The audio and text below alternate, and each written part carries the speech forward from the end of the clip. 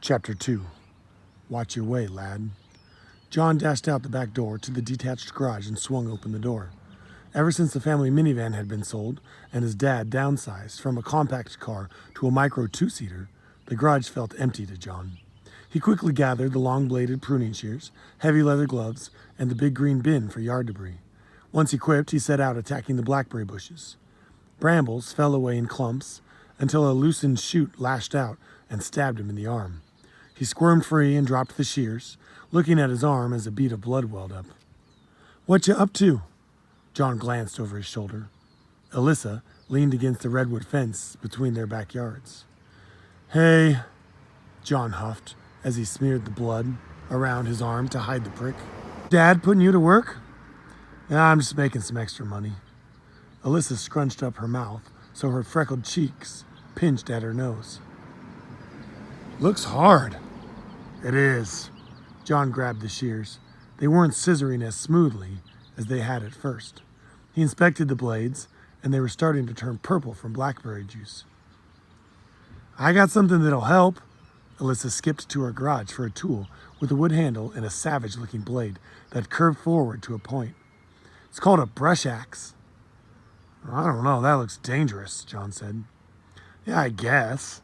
Alyssa inspected the brush axe. "You want Robbie to do it?" Ugh, John groaned. Not Robbie, her robot. John wanted to say no, but he wasn't sure the nicest way to go about it. Before he came up with something, Alyssa had her remote in her hand. She drove Robbie, her home robot, out of the garage and into the driveway.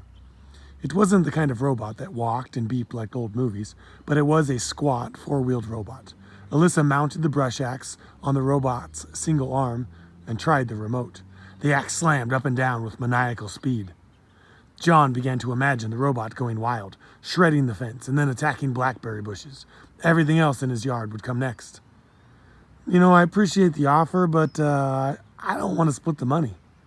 That was the easiest way John could think of to get out of the robot's help. Alyssa threw a few switches on the remote, and the axe arm came to a stop. John picked up several brambles from the ground and cut them into smaller pieces before dropping them into the green bin. "What do you need the money for?" "I want to get the pirate ship we saw." "You've got to be kidding me. Getting scammed on an eye patch isn't enough? That witch is just using the ship to lure you back." "She's not a witch," John clarified. "Could you imagine if she was, though? Stirring her cauldron, crackling all night long." Alyssa pulled her golden red hair out to the sides, tilted her head back, and made a possible crackle again. "Ha ha ha ha ha! Come here, Johnny boy!" "The neighbors would probably complain, Alyssa," John said, cutting a new swath through the overgrown bush. "For someone as into pirates as you are, you don't have much imagination." "I'm sorry, I didn't mean it like that, John." Alyssa smiled bashfully. John shrugged. "You're forgiven." "Elizabeth!" Alyssa looked up. "That's my mom." "Ugh. That means soccer practice." "Soccer's fun." John pretended to kick a ball. Alyssa rolled her blue eyes, hopped off the fence. "Not as fun as robots, John." She ran across her lawn and back to her house yelling, "I'll see you later, John. Good luck." John waved belatedly. He got back to work. It took him a few hours, but he cleared the blackberries all the way to the tall fence that was shared with the backlot neighbors. The green bin was so full he had to lean onto it to squish the lid closed. A sweaty, dirt-smeared, and somewhat bloody John went inside to find his dad. The kitchen, living room, and office were all unfortunately vacant. John lingered in the latter, peeking at his dad's wall map of the Caribbean islands. Post-it notes identified possible dengue virus hotspots, one of which was a small, football-shaped island with a capital city star. Nassau, New Providence. "Read that somewhere," John muttered. He couldn't remember where. He left his dad's office, thinking of yelling to his dad that he finished the blackberries, but his dad had gone upstairs to be alone. Better to leave him be if he went up there, John thought. Dinner's a better time to tell him anyways. John went to his room, and out of habit, he emptied the contents of his pockets onto his nightstand. There was a used piece of gum wadded up in its wrapper that he forgot to throw away, a couple of marbles, and the pirate eye patch. Halloween wasn't for 3 more months, but John couldn't wait to try that eye patch on with the rest of the pirate costume he was going to wear. He dug through a heap of clothes in his closet, finding a very wrinkled white shirt and black pants. He'd grown a little since last Halloween, but these pants now only went to his knees. The costume boots were also too small, and John shuddered, surrendering his efforts to cram his foot into them. His black Converse with light white laces would be more comfortable for a night of trick-or-treating anyways. There was a red sash around his waist and a matching cap to cover his unruly sandy brown hair. Now he was ready for the eye patch. Just as he was about to slide it on, he realized where he remembered the name Nassau. It was a pirate city. He grabbed his pirate encyclopedia and he dropped the eye patch on the nightstand. He flipped through the book until he found the entry for Nassau, a small island in the Bahamas, famous for housing 1,000 pirates and only a few hundred law-abiding citizens. He would have to read more, but already he was imagining a town full of rowdy pirates. He imagined them singing, dancing, cheering, and of course, all of the guns and cannon fire. He plucked the eye patch from his nightstand and he laid back into bed. Closing his eyes, he slid the eye patch on and he started to daydream about pirates. The smell of salty sea breeze, both refreshing and humid, hit John almost at once. He could hear gulls screeching. John opened his eyes, and although the eye patch he was wearing blocked all sight from his left eye, he still saw an endless sky with only a handful of cotton candy clouds hanging plump and pink as the sun set over the water. He startled and sat up. The same pirate ship from the storyteller's house rocked at the ports. Man, I just can't get that ship out of my head, he thought. He stood up on shaky legs and he stepped towards the ship that he could see. Bowie, get you so, a black man said in a heavy accent. Curious, John took a few steps in the direction of the man. When he got closer, he saw the man's white shirt and apron were both stained a brownish gray. You late? The man said. Excuse me? Late for what? John asked, remembering his manners in front of a stranger. Ha ha! Hard, cha fancy! The man laughed and slapped his knee. He turned and yelled, Sean, you need to hear this. A man that John assumed was named Sean came around the corner. He wore a pink silk shirt with a purple vest and pants that were striped red and blue. Kofi, who this be? He asked with a heavy accent also. Me not to know.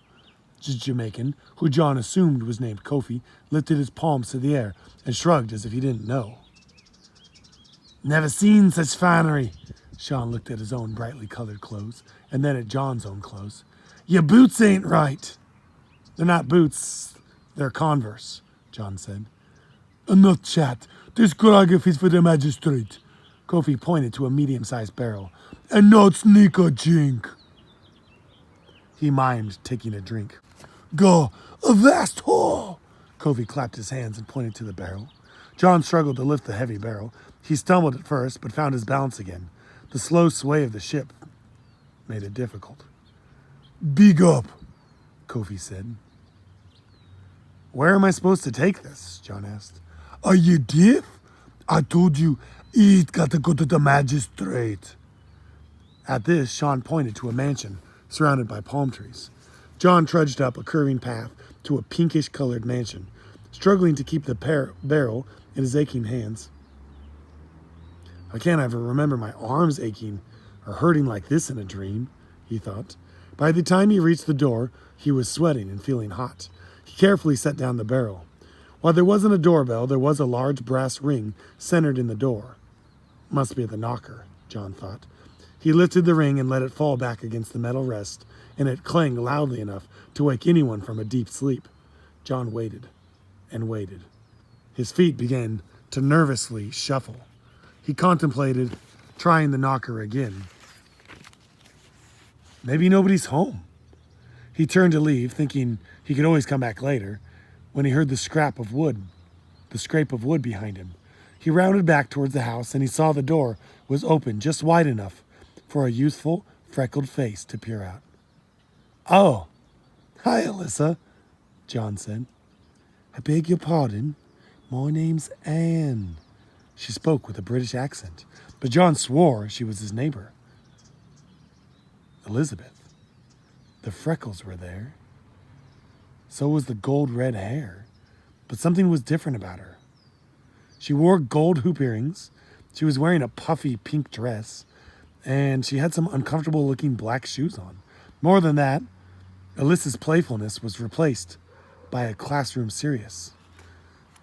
"I'm sorry, Anne, you just remind me of someone I know," John said. "Figures, Alyssa would be in my dreams. But why is she British?" John shook the image out of his head. "And you are?" she asked. John straightened and wiped his hands on his pants. "Hi, I'm John." He held out his now slightly less filthy hand. Anne ignored his hand and stared at his face. "What happened to your eye?" He'd forgotten about the eye patch. Scrambling for a story, he blurted out, "It was a sword-fighting injury." He tried to sound aloof when he said it, like it wasn't a big deal. "They start you nobles so young," Anne said. "Nobles? Your clothes, they give you away." Anne lifted John's arm and looked closely at the cuff. "Only a noble could afford such regularity of stitch work, and by the length of the pants, I say you hit a growth spurt on your voyage over. And those shoes." Anne knelt to inspect the white-laced Converse sneakers. They're a new style of shoes." "Oh my, what would they think of next?" Anne stood and laughed. She smiled at John. John smiled back. Well, where do you want this grog?"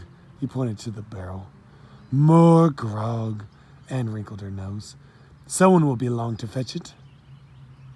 John wasn't sure what else to say, so he blurted out, "Nice house." "It's nothing," Anne smiled. Her freckled cheeks turned red with blush. "Come see." She opened the door the rest of the way and stepped back so John could enter.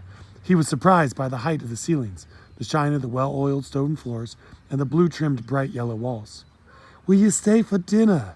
Anne asked. "It's been too long since I've had company my age." The thought of dinner reminded John of the blackberry bushes and the dinner back home. He needed to wake up so he could get that $10 and be closer to the pirate ship. "No thanks," John said. "But I'd love to another time." "All right, another time." Anne smiled and curtsied. John attempted a clumsy bow and he stepped aside. "How to wake up? A pinch. Yeah, a pinch. That always seemed to work. At least it did in stories." So he pinched himself really hard on the arm. "Ow!" He looked around. Palm trees, short wooden huts, some mansions, a sea painted orange and red from the sunset, and dozens of ships harboring in the bay. "Pinch didn't work," he muttered. The curving cobblestone path was much easier without the barrel, and John skipped to the bottom. He built up good speed and had to skip to a stop to avoid running into a tall, rose oil-smelling man with a black braided beard and a dozen flintlock pistols holstered in his bandoliers across his chest. "Watch your way, lad!" The man pushed John aside with the back of his hand and continued up the path to the mansion. Something about the man was familiar to John, and he thought hard before a name propelled into his mind and out of his mouth. Blackbeard. The man turned. His beard hid most of his wry smile, and he winked before continuing up the path. It was him! Even in a dream, Blackbeard was exciting. John stumbled to a patch of grassy ground. He fell to the ground with a laugh. "Blackbeard, har yar!" "Oh," John sighed, and he laced his fingers behind his head, just as he had in his bed. He blinked several times, and he tried to fall through his dream, back into a wakefulness. The darkening sky remained fixed overhead as the first stars of night shone down. That didn't do it. What else could it be? He let out a sigh, and he felt an itch where the eye patch met his cheek. Sitting up, he pulled the eye patch from his head so he could scratch. Once satisfied, he looked around to see that he was in his bedroom. Man, That was the strangest dream I've ever had, John said.